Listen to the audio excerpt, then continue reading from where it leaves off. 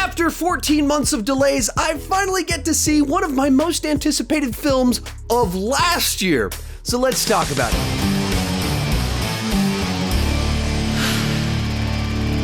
So like most people, I loved the first film. I thought it was such an effective and efficient thriller that also managed to have big, gigantic emotions. So naturally, I was very excited to check out the sequel, and I was actually just a couple of days away from seeing it at a press screening before the whole world shut down.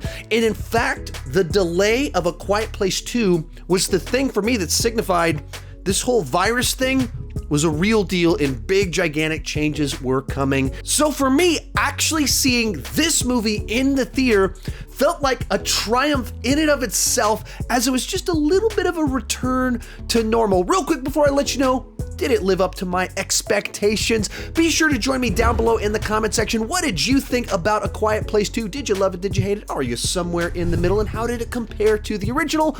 With that said, let's get started with the good. And right off the bat, what I loved about this film is that it was the sequel that we wanted to the original film. It continues the story, but it expands the world at the same time in a logical way. One of the things that made the first film so effective is that it was such a small story just about this family, their day-to-day lives, and what happens when something goes wrong. But at the end of the movie, you're thinking, I want to see the rest of the world. And that's what this sequel is. You get to go and see other people. You get to see a bit of the fall of society and the different ways that people have responded to everything taking place, while also having bigger action, more of the creatures kind of after the people. Everything about this film feels bigger, but in a way that feels like the logical next step based off where the previous film ended. What would that family do next? What would they have to do in light of their situation? And because of that, you get this bigger story. Another great thing about the first film was that you loved this family and you felt the heartbreak that they felt. And I was nervous going into this film of how can you capture that in light of the events of the first film? How do they continue that energy? And they actually found a pretty smart way to do that with bringing in the Cillian Murphy character. And there's a change in the family dynamics where the mother gave birth in the first film. And so that kind of makes it so she can't be super involved in a lot of the action because of that. And so they just use the characters differently and find a way to still have this emotional arc for these characters. They're on journeys that it's not what you're expecting when the movie begins. The trailers did a really good job of not giving away where this movie goes in the second half of the film and the twists and the turns that are coming, while at the same time properly teasing the sorts of threats that they will face. For me, probably the two standout characters were Cillian Murphy and the daughter. In the case of Cillian Murphy, it's because he's the one that probably has the biggest journey arc throughout the film, as the events that take place in the second half of the film start to shape him a little bit. And then in the case of the daughter, she was changed by the events of the first film, and therefore she's in a different place. Even though it's only shortly after the first film, she's in a different place in terms of what she feels she needs to do. So those were the two standouts for me. But of course, Emily Blunt was great in the movie as this mother just trying to keep her family alive. Other thing you have to talk about with these movies is, of course, the thrills. And just like the first movie, this one finds a way to just keep the tension going from the very beginning to the end of the film.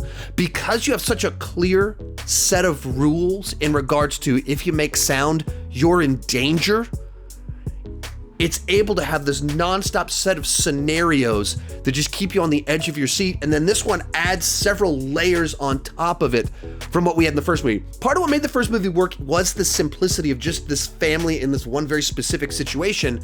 Here you have this big open world, which means there's more complexity to it, but that also means there's all kinds of new threats as you start to learn some of the people out there aren't really trustworthy and you don't want to spend time around them.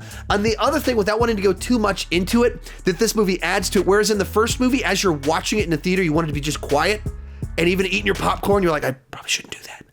In this movie, there's large chunks of the film where you'll be holding your breath, which was a nice addition that, once again, I didn't know that going into the film, but it uses breathing as an effective tool in the film where you're just like, I can hold my breath right now. And building off something I just said a moment ago, this movie does kind of spread the characters out in several different locations as they're kind of on different quests at different points in time in the story. And as that was taking place, I got pretty nervous that the movie was going to feel disjointed and disconnected.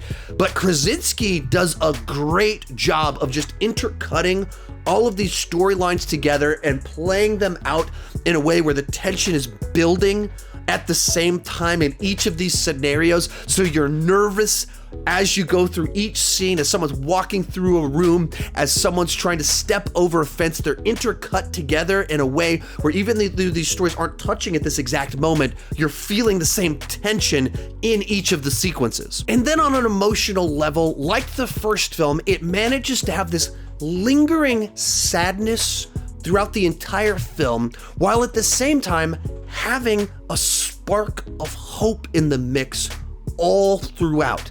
As much as the movie is in no way denying the destruction that has taken place, in no way dismissing the tragedy the characters have felt, it always leaves this glimmer of hope that we're working towards in the film. In the first film, some of that was pregnancy and a child. This movie introduces some new elements that are glimmers of hope.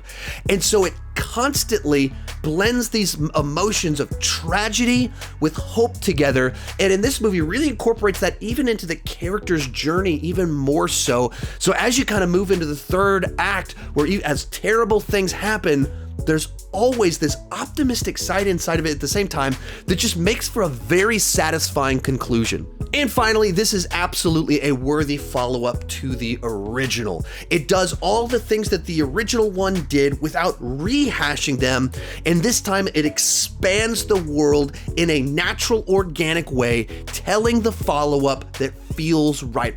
There are a couple missteps in here, so let's move on to the bad. I'm gonna touch on these real quick because the movie's great, but I want to be honest with my review. First off, there's at least one plot point where I felt like they were contriving tension rather than it flowing organically. In particular, the choice the son makes in the middle of the movie that leads to some big, gigantic problems. That felt contrived. Second, at the end of the first movie, some technology is introduced which can be used as a weapon against the creatures.